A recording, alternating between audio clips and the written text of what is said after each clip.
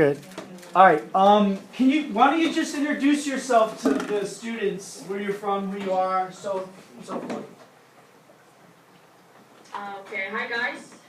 Hi. I'm 27 years old, and all my life I have been living in Ukraine, in one city. I'm not counting the parts of my life when I was traveling. And I'm working for IT company as a business development and sales manager. So that's pretty much a short bio of me. I'm playing piano, I like to sing, I like to travel a lot, and I guess that's all. If you're interested in any other things of my bio, you can ask questions. What is our agenda? How we are doing? You have questions to me, or I should start talking? Yes, we have questions. So go ahead. Why don't you ask your questions, Okay, Stefan? I'll start. So my first question is, in your opinion, who has the upper hand in the conflict, referring to the pro-Russians and the Ukrainians, and how is it influential to daily life and to the economics? Can you repeat the beginning of the question? The connection was bad. In your opinion, who has the upper hand in the conflict? Who had the upper hand in the conflict? Well, in my opinion, the conflict was, kind of dreaming for many years, because as most probably all of you know, Ukraine was all dependent on many other countries, especially Russia, because of the gas situation, because of actually everything. Because it's only theoretically 20 and something years ago we went out the Soviet Union, but practically we were still in there. So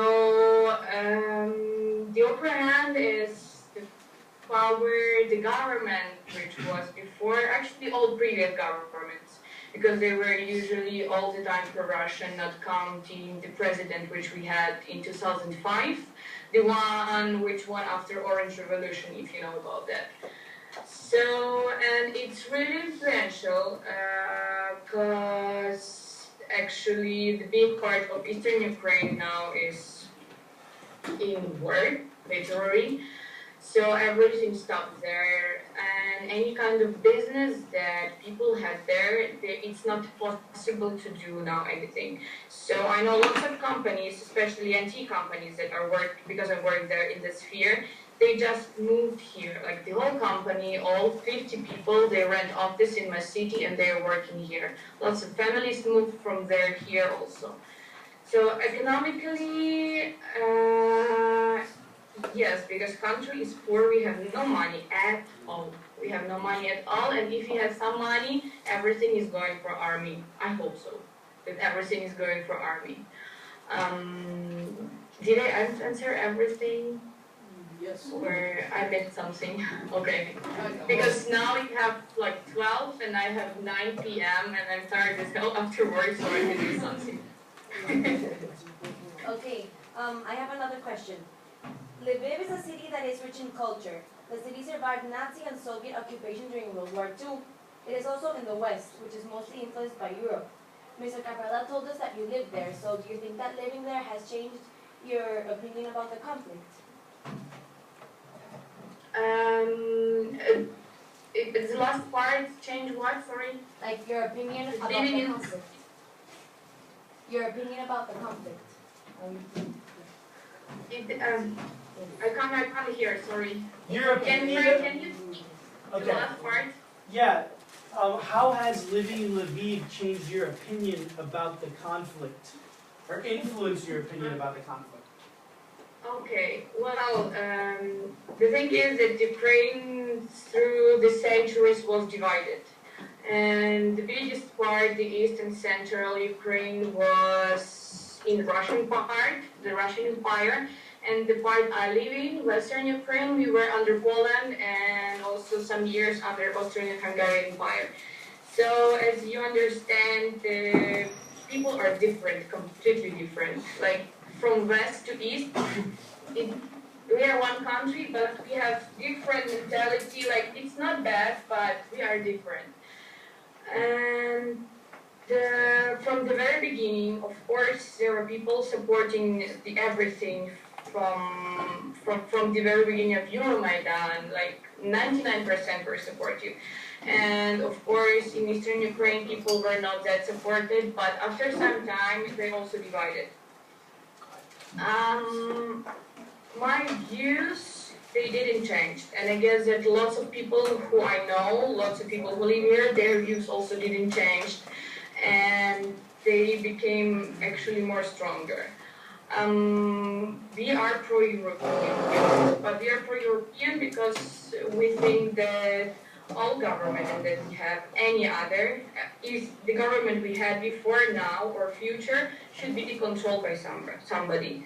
Because they are uncontrollable, and if the European Union can do that, please. If somebody else, but not Russia, also. So, like, it hasn't changed anything. We were, as from the very beginning, yeah, we are on the same page and on the same level. I have another question. Are you in favor of splitting the country in two, or do you want it to stay out, like as one, or what do you, like, how would you like the conflict to end?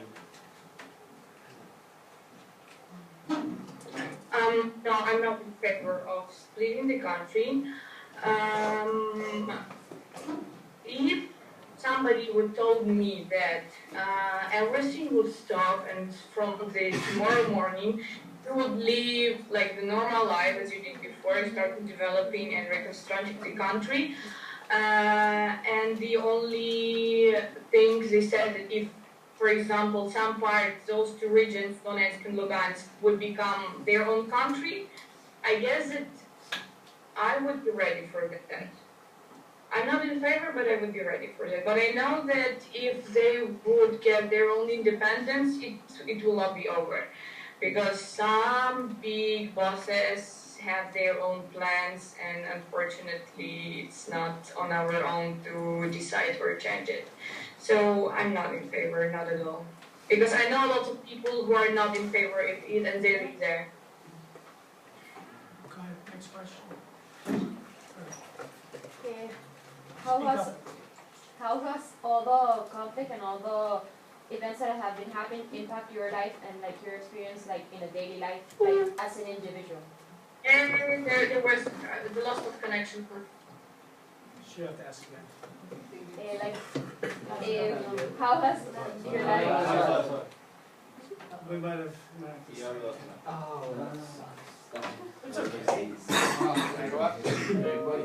Okay, your video's turned off. Let's see. Okay, she's back. Let's just. Or she's not. Okay, let's join call. Okay, hold on. Hi again. Okay, hold on. Can you see us? Tell me when you. Okay, can you see us? Yes. Okay, we lost the internet for a second. We're back. I have a question from the back of the room. She's going to speak up so you can hear her. How has your life changed on a daily basis as an individual that lives in Ukraine? Can you repeat it again, or maybe Frank, can you repeat it because I didn't hear anything Okay. else? How has your life changed since the conflict began, like on a daily basis? What type of impact has it had on your personal and daily life? I became a big expert in politics. Actually, not big expert, but for your information, lots of young people here in Ukraine, they are not interested. They're apolitical because, well, for years nothing were changing, and we were not interested.